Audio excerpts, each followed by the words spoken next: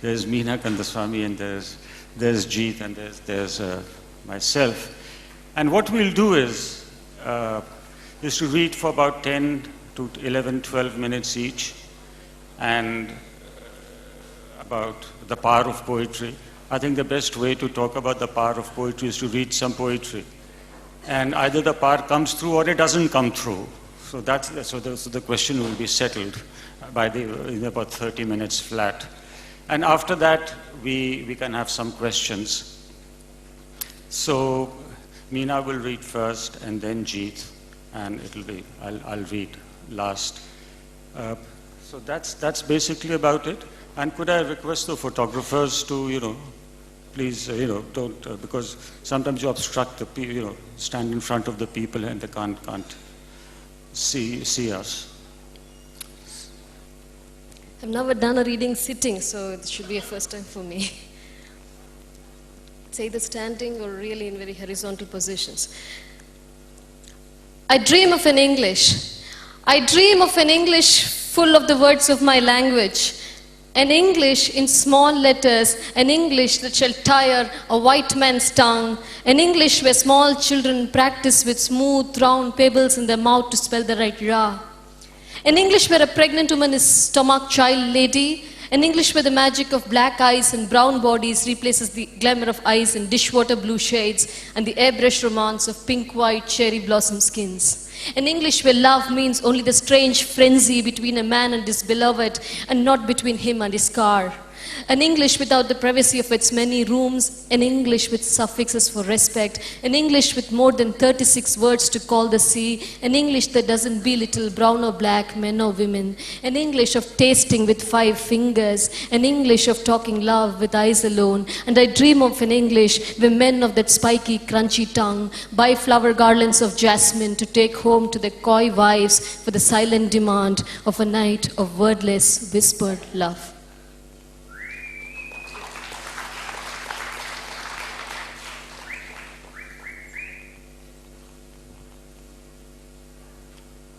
Their daughters. Paracetamol legends I know, for rising fevers as pain relievers. Of my people, fathers, mother's mother, dark lush hair caressing her ankles, sometimes sweeping earth, deep honey skin, amber eyes, not beauty alone they say. She married a man who murdered 13 men, and one lonely summer afternoon her rice white teeth tore through layers of khaki and golden white skin to spill the bloodied guts of a British soldier who tried to colonize her. Of my land, uniform blue open skies, mad artist palettes of green lands and lily-filled lakes that mirror all. Not peace and tranquil alone he shudders. A young wife near my father's home, with a drunken husband who never changed. She bore his daily beatings until on one stormy night, in fury she killed him by stomping his seed bags. We, the daughters of the soil, we mostly right.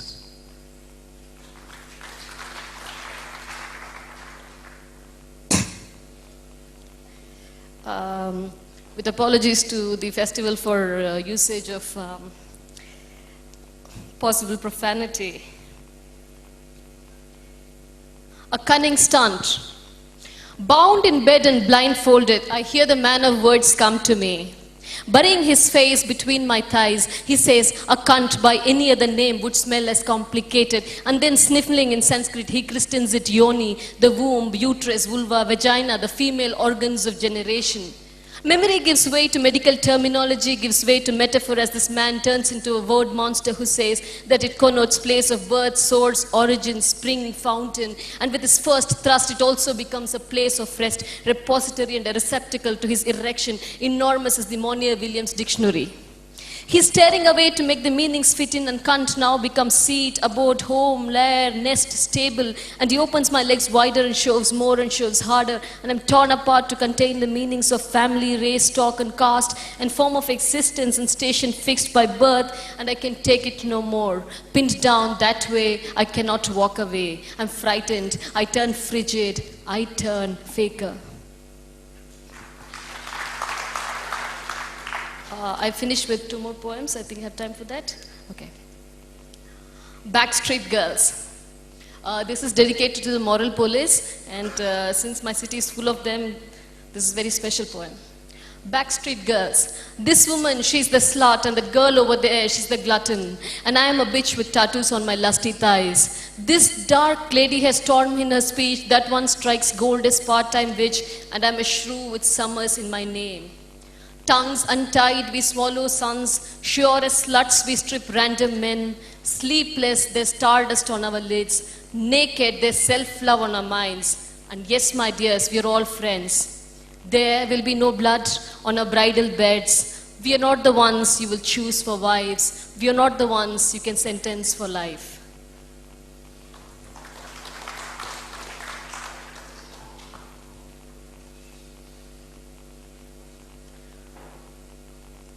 Once my silence held you spellbound. You would not discuss me because my suffering was not theoretical enough. Enough, enough, enough. Now I am theatrical enough.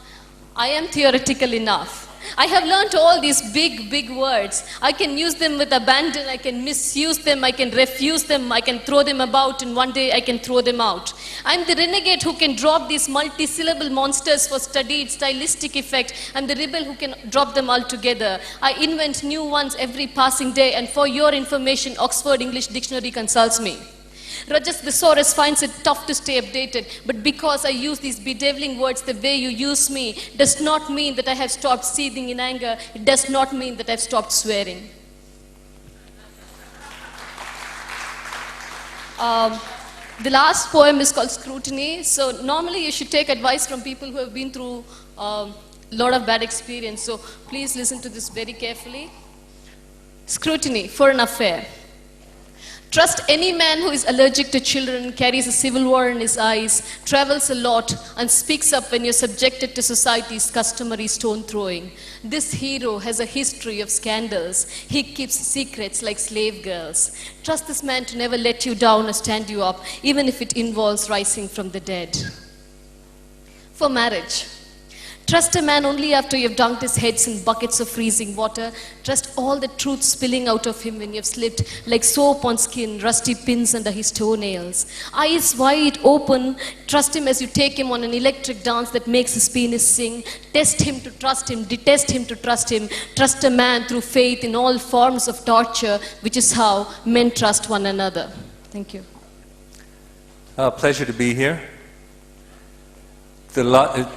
Special pleasure because the last time I read poems it was in Jaipur, and just before we stepped on stage I was told, if anybody throws shoes, duck. I'm hoping that's not going to happen today. I'm going to start with a Canzone, which, as you all will instantly recall, is a devilish, devious form invented, they say, by Dante, who said he wanted to make a form that was akin to the poet wrapping himself in chains. So in this poem, instead of rhymes, there are words that are used as rhymes. So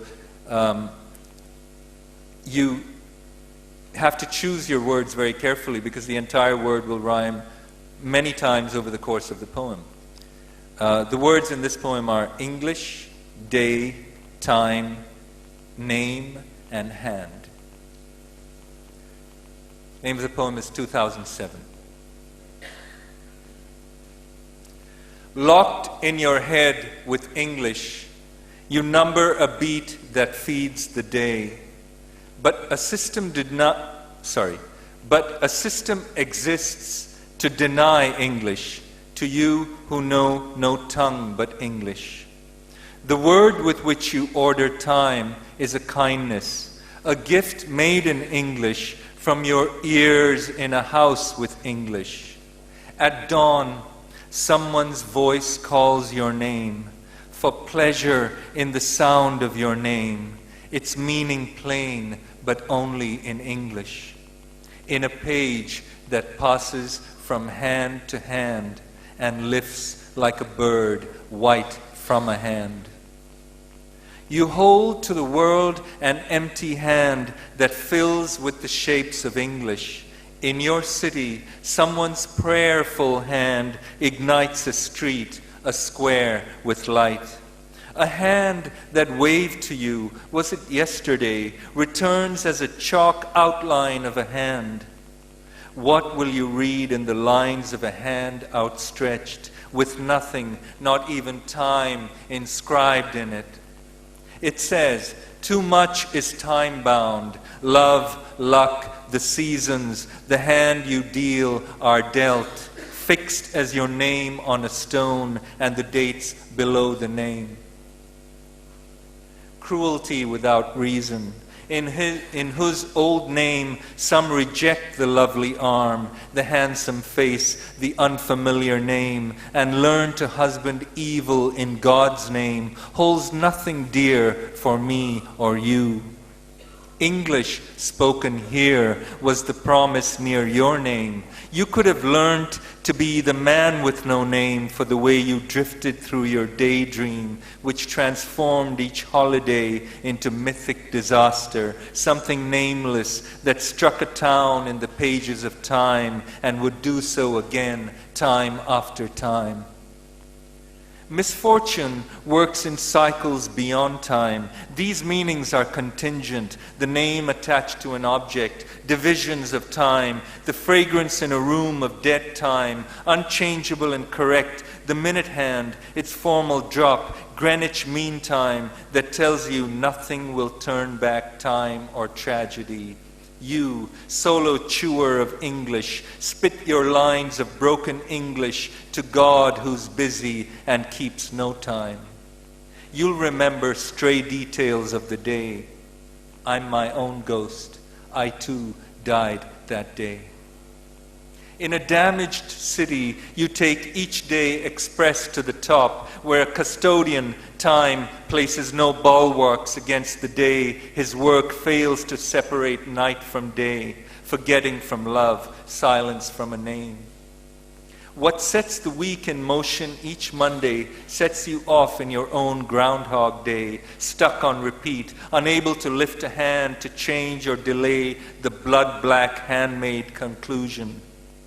The outlines of day blur and the actors have no English. There's no help for us but in English.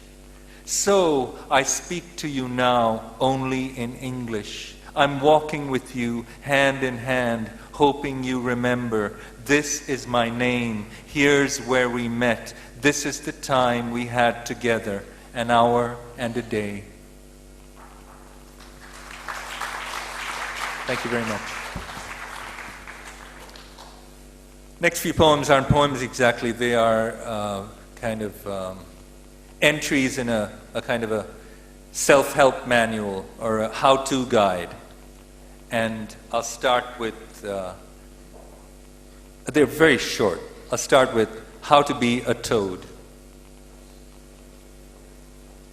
Take 3 fresh spores with a dram of rum. Hold it on your tongue for longish moments.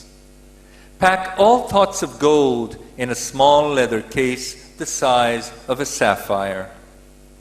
Tell yourself repeatedly, I will never again be beautiful.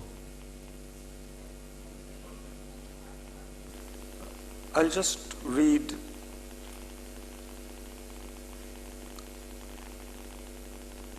two or three poems of Kabir and then this is from a section called Against Pandits and Muezzins. I'd say this through a megaphone if I had one. Look at these men, shaven heads, great big earrings, ash-smeared bodies, but inside they're empty as a house that's been cleaned out by thieves. And look at these others in the best part of town who forget that when death slips its noose around their necks to drag them through the streets, it won't be pretty. I live in fearless Berg, Kabir the weaver says, its builder Ram. Of course, Kabir's Ram is not the Ram of the Ramayana, it's just a word for God. If going naked brought liberation, the deer of the forest would attain it first. If a shaven head was a sign of piety, ewes would be pious too. If holding back the semen brought you closer to heaven, a steer would lead the way. There's no salvation without Ram, says Kabir. Not to know it is really dumb. And this is the last of the... Okay, I'll read two more Kabir poems and then one or two from the Absent Traveler. To tonsured monks and dreadlocked Rastas, to idol worshippers and idol smashers, to fasting Jains and feasting Shaivites, to Vedic Pandits and Faber poets, the weaver Kabir sends one message. The noose of death hangs over all. Only Ram's name can save you. Say it now. And this is the last. And it has an epigraph from Lead Belly. It take a man that have the blues to sing the blues. Oh Pandit, your hair-splitting so much bullshit, I'm surprised you still get away with it. If parroting the name of Ram brought salvation, then saying sugarcane should sweeten the mouth, saying fire burn the feet, saying water slake thirst, and saying food would be as good as a belch. If saying money made everyone rich, there'd be no beggars in the streets. My back is turned on the world. You hear me singing of Ram and you smile one day. Kabir says, all bundled up, you will be delivered to Deathville. I'll just read a couple of these love poems from about 2,500 years ago, certainly 2,200 years ago. They were 2nd century BCE, 1st century BCE, 1st century AD. They're all spoken by women. This is an older woman, and it's an old woman and a younger man, probably a boy. He groped me for the underwear that wasn't there. I saw the boy's fluster and embraced him more tightly. There are lots of poems on sexual positions, if I can only find them, because I haven't marked them. Bookish lovemaking is soon repetitive. It's the improvised style wins my heart.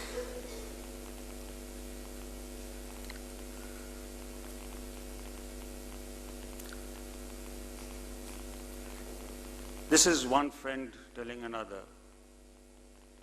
He finds the missionary position tiresome and grows suspicious when I suggest another.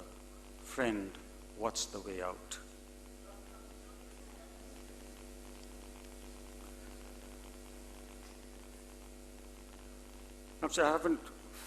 I'll just paraphrase this poem. So we talk about Hindu culture all the time, but 2,500 years ago, and I won't read the poem because I can't find it. The mother is telling the daughter who's getting married about the grief that is marriage. And the mother says that in a village where you can't find another man, you'll have to sleep with your husband. Sir, my question. Sir, after Rabindranath Tagore, no Indian has won a Nobel Prize. Why you English poets are not getting international recognition? You know, some questions are so profound they're beyond answers. I'm going to pass on that one.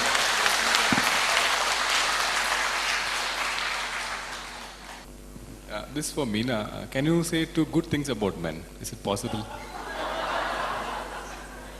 Yeah, it's for Meena. Like, can you say two good things about men? I say them to men all the time. How do you think I have this string of flowers? But the men don't see it as I say good. that only if I fancy them very much. I don't believe it. Yeah. What is the status of Indian poems in the international sphere? What is the status of Indian poems at the international sphere? Where do we stand as poet? Where do we stand at the international arena? In what way the Indians contribute in a unique way to the life as a whole? No, where do we stand? Indian poets stand internationally. Yeah, Is that your question? In what way they could play a unique role in the international arena? As Indians, do we have any role in the international level? I don't think any writer is thinking about the world, the writers don't think about international, universal. They really think about, the word on the page. And that is difficult enough to write one comprehensible sentence in any language. But I don't think writers are. This is really for the rest of the world to. But really, writers are not obsessed with this. Where I don't think American writers are obsessed with it either, or British writers, or Canadian writers. They write for their own audiences, for their own.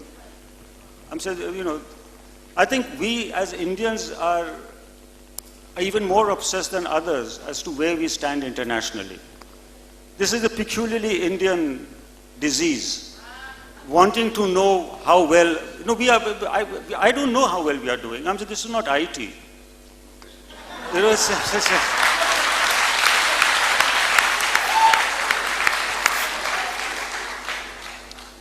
This is for Jeet.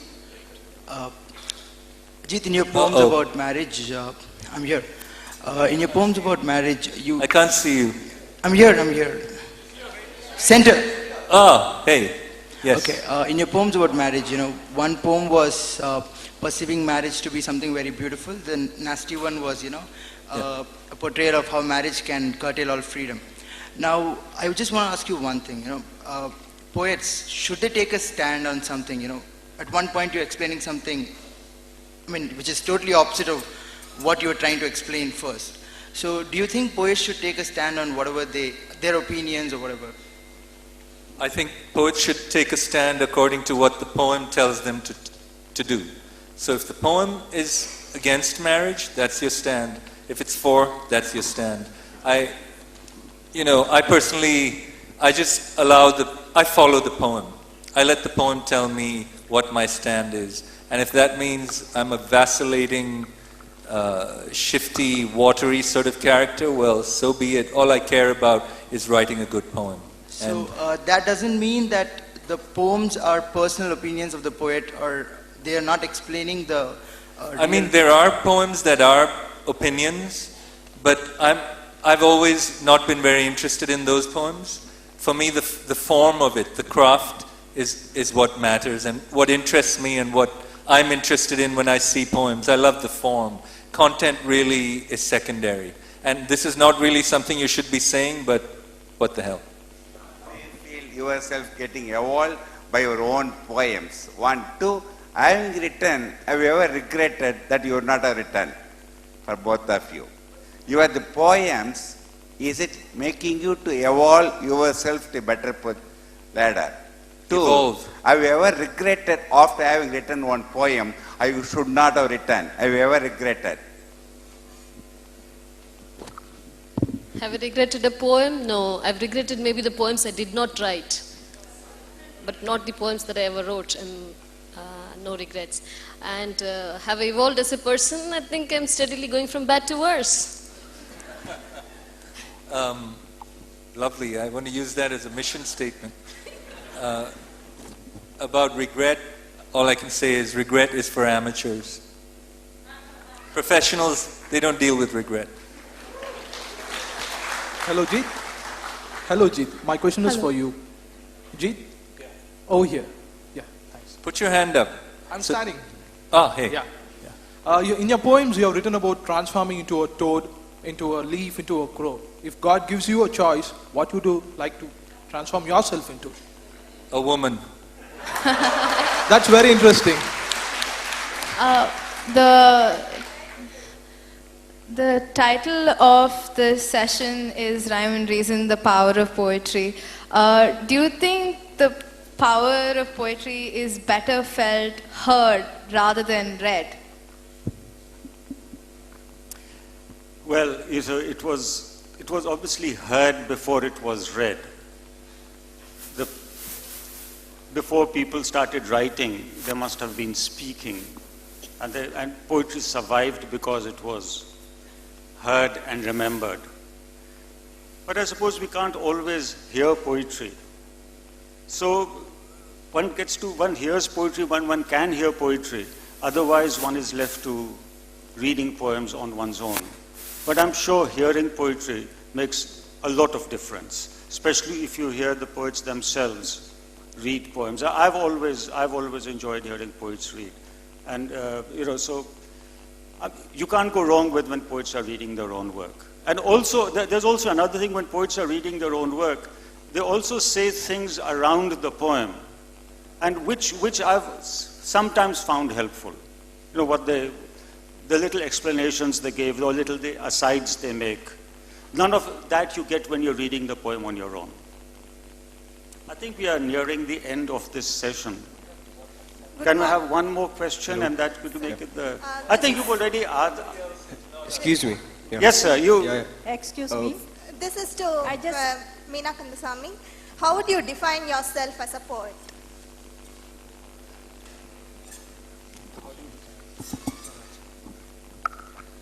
Poet is enough definition, isn't it? How do you define a poet? Yeah. Hello, excuse me. Excuse me. Yes, who is that? Yes? My question is a bit generic, why poems? Why not other medium of communication? Why a person writes poem? Close. Yeah. Why a person writes poem as a I ask myself that question every day.